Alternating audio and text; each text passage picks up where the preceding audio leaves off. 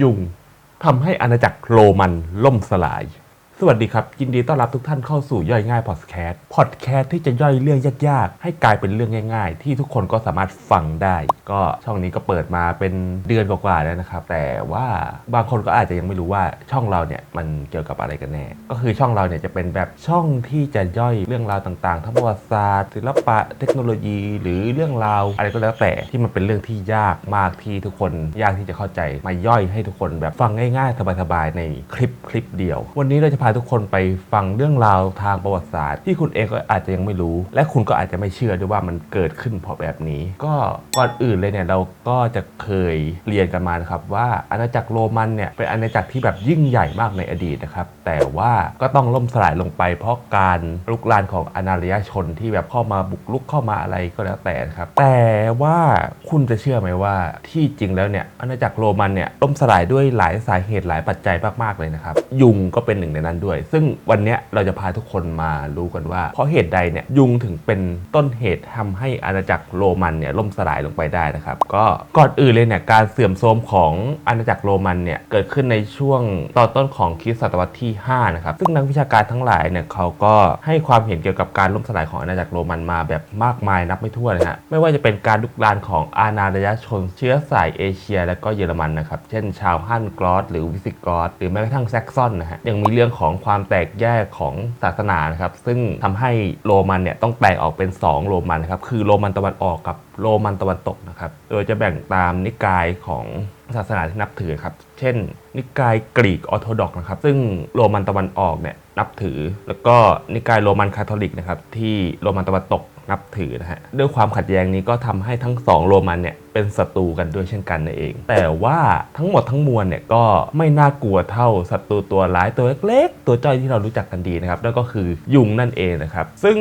ยุงเนี่ยมีบทบาทสำคัญในการทำลายอาณาจักรโรมันเป็นอย่างมากนะครับโดยยุงชนิดนั้นก็คือยุงพันธุ์อโนเฟลิสนะครับซึ่งยุงพันธุ์นี้เนี่ยสร้างผลกระทบต่อชาวโรมันมาแบบยาวนานมากจนในที่สุดเนี่ยเหล่าอาณานิคมชนเนี่ยก็บุกโจมตีโรมันจนแตกพ่ายและไม่สามารถสู้รบต่อได้อีกต่อไปนะครับซึ่งเราก็รู้จักกันดีนะครับว่ายุงเนี่ยเป็นพาหะของโรคมาเลเรียนะครับซึ่งชาวโรมันก็รู้เรื่องนี้ดีนะครับแต่ว่าเขาเนี่ยไม่รู้วิธีปราบได้อย่างเห็นผลนะครับโดยมีนักเขียนชาวโรมันคนหนึ่งนะครับได้ระบุสาเหตุของโรคนี้เอาไว้นะครับโดยนักเขียนคนนั้นคือลูซิอัสจูดิอัสโคเมล่านะครับเป็นทหารผู้เป็นเกษตรกรนะครับได้เขียนบรรยายไว้เมื่อ40ปีก่อนคริสตกาลนะครับว่าอีกทั้งไม่มีพื้นที่เฉอะแฉะอยู่ใกล้โรงเรือนหรือใกล้เส้นทางสัญจรของทหารเพราะแหล่งน้ำขังส่งกลิ่นเหม็นเป็นพิษยามอากาศร้อนและเป็นแหล่งเพาะพันธุ์เหล่าแมลงที่กัดแล้วคันเขย่อน่ารำคาญซึ่งมักทำให้เกิดเชื้อโรคลึกลับที่แม้กระทั่งแพทย์ก็ยังไม่เข้าใจสาเหตุนั่นแหละครับคือยุงนั่นเองแต่คนทั่วไปเนี่ยก็ยังไม่รู้ว่ายุงเนี่ยเป็นสาเหตุที่ทำให้เกิดการติดเชื้อมาเลเรียนะครับซึ่งโดนิอัสอพอลินาริสนะครับระหว่างที่เขาเดินทางไปยังโรมในปีคศ467นะครับได้บรรยายสภาพที่ตนล้มป่วยด้วยเชื้อโรคนี้ว่านะครับสายลมอัตาบูลัสจากคาลาเบียหรือไม่ก็แถบอีทูเรียที่มีโรคระบาดพัดต้องกายฆ่าชาวโรมันย่อมรู้ดีว่าดินแดนบางส่วนของบ้านเมืองเนี่ยเป็นอันตรายมากกว่าที่อื่นๆนะครับระหว่างเดือนที่อากาศอุ่นและชื้นนะครับคนมั่งมีมักโยกย้ายไปยังบ้านพักบนเขาในชนบทนะครับแต่ความเข้าใจผิดที่ว่าตัวโรคระบาดนี้แพร่กระจายทางอากาศก็ฝังแน่นต่อไปจนถึงศตวรรษที่18นะครับซึ่งที่จริงแล้วเนี่ยมาเลเรียเนี่ยแปลว่าอากาศเลวนั่นเองแต่ว่าในความเป็นจริงเนี่ยถึงชาวโรมันจะรู้เรื่องมาเลเรียก็ไม่มีใครตั้งข้อสังเกตเลยว่ามีการเสียชีวิตเพิ่มมากขึ้นในช่วง2ศตวรรษสุดท้ายของสาธารณรัฐนี้นักประพันธ์และแพทย์ชาวโรมันยุคนั้นเล่าถึงเรื่องการพยาบาลผู้ใหญ่ส่วนมากที่ป่วยด้วยมาเลเรียให้หายจากไข้สูงได้เฉพาะผู้ป่วยที่ร่างกายทรุดโทรมอ่อนแอเท่านั้นที่ไม่รอดชีวิตแต่การติดเชื้อนี้ทำให้ผู้ป่วยบางคนอย่างจูเลียสซีซ่าต้านทานโรคนี้ได้พลเมืองถึงกับเกิดภูมิต้านทานบางอย่างที่ถ่ายทอดทางพันธุกรรมซึ่งยังมีอยู่ในตัวชาวอิตาเลียนจนถึงทุกวันนี้แต่ในคศ1907นะครับ WHS โจนนะฮะศาสตราจารย์ชาวอังกฤษเสนอความเห็นที่คาดไม่ถึงว่ามาลาเรียเนี่ยเป็นสาเหตุที่ทำให้อาณาจักรโรมันเสื่อมถอยนะครับโดยคำยืนยันของเขาเนี่ยมาจากบันทึกทางทหารซึ่งแสดงว่าชาวอิตาเลียนในพื้นที่ต่ำกว่าและร้อนกว่าไม่ได้ส่งทหารหนุ่มเข้ารับใช้กองทัพโรมอีกต่อไปทหารใหม่ถูกเกณฑ์จากพื้นที่แถบภูเขาเป็นหลักศาสตราจารย์โจนคาดว่าจำนวนผู้เสียชีวิตด้วยโรคมาลาเรียนะฮะเพิ่มขึ้นตั้งแต่คริสตศตวรรษที่2เรื่อยมาจนกระทั่งทำให้พลเมืองล่อยหล่อและอ่อนแอ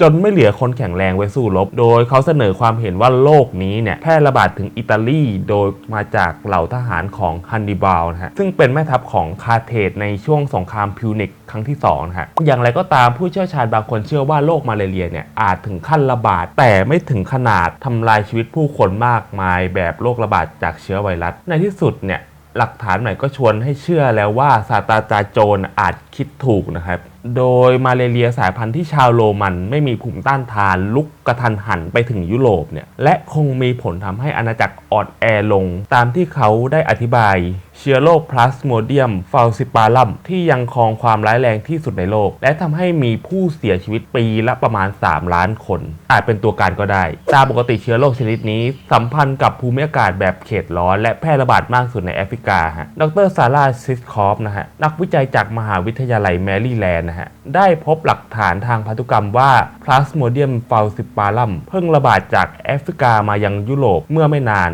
ดร.ทิสคอฟคาดว่าการระบาดน่าจะอยู่ในช่วงคศ400แต่คงไม่ย้อนไปถึงเมื่อ 4,400 ปีก่อนคริสตกาลแน่นอนข้อสันนิษฐานของเธอก็คือการค้าซึ่งเพิ่มมากขึ้นระหว่างโรมกับแอฟริกาเหนือคงทำให้ยุงติดมากับเรือสินค้าที่ข้ามทะเลเมดิเตอร์เรเนียนมานั่นเองซึ่งนอกจากนี้เนี่ยยังพบหลักฐานทางโบราณคดีจากการเปิดสุสานโรมันยุคปลายแห่งหนึ่งที่หมู่บ้านชนบทชื่อลูยาโนซึ่งห่างจากกรุงโรมไปทางเหนือ70 ไมล์นะฮะพบว่าที่นั่นเคยเกิดมาลาเรียแพร่ระบาดอย่างหนักเมื่อปีคศ450ในที่ฝังศพข้างหมู่บ้านพบโครงกระดูกทารก47 รายส่วนใหญ่แท้งก่อนครบกำหนดคลอดหรือเป็นเด็กแรกเกิดนักโบราณคดีลงความเห็นว่าศพทารกเหล่านี้ถูกฝังห่างจากกันไม่กี่วันหรือไม่กี่สัปดาห์เท่านั้นบ่งบอกว่ามีโรคระบาดร้ายแรงฆ่าชีวิตคนจำนวนมากหมู่บ้านชนบทแห่งนี้ตั้งอยู่ใกล้หนองบึงแถบแม่น้ำไทเบอร์ซึ่งถือเป็นเขตมาลาเรียอยู่แล้วเมล็ดดอกสายน้ำผึ้งที่พบในหลุมศพบอกให้นักโบราณคดีทราบว่าหลุมศพอาจถูกขุดในฤดูร้อนซึ่งเป็นฤดูเดียวที่มาลาเรียระบาดนั่นเองการวิเคราะห์โครงกระดูกพบว่า DNA ของร่างหนึ่งมีเชื้อโรคพลาสโมเดียมฟาลซิปาลัมอยู่อีกทั้งศพทารกจำนวนมากที่เสียชีวิตตั้งแต่อยู่ในครรภ์ก็บ่งชี้ว่ามีสาเหตุจากพลาสโมเดียมฟาลซิปาลัมเนื่องจากการแท้งบุตรเป็นอาการหนึ่งของหญิงมีครรภ์ที่ได้รับเชื้อมาลาเรียสายพันธุ์นี้เมื่ออาศัยกรรมวิธีทางวิทยาศาสตร์ของยุคนี้นะครับจึงพิสูจน์ได้ว่าสังหรณ์ของนักวิชาการสมัยกษัตริย์เอ็ดเวิร์ดอาจถูกต้องมาลาเรียสายพันธุ์ใหม่นี้คง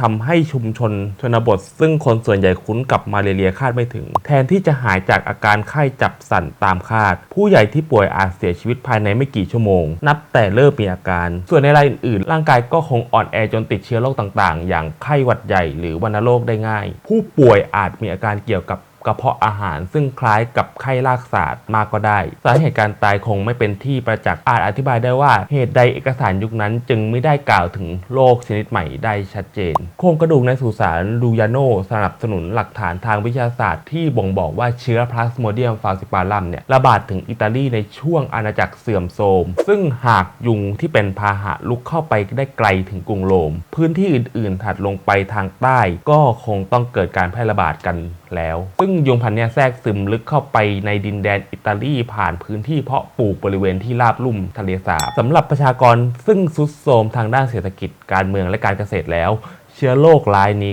ก็คงเป็นหายนะอันนำไปสู่การละอวสานในที่สุดนั่นเองนะครับก็เป็นเรื่องที่แบบน่าเหลือเชื่อมากครับที่ว่ายุงตัวเล็กๆแค่เนี่ยก็สามารถทำให้อาณาจักรที่ยิ่งใหญ่อย่างโรมันเนี่ยต้องล่มสลายลงไปได้เพราะฉะนั้นก็ขอให้ทุกคนดูแลตัวเองด้วยนะครับก็อย่าให้โดนยุงกัดหรือมีอะไรมากัดทำให้ร่างกายเราต้องเสียสุขภาพนะครับก็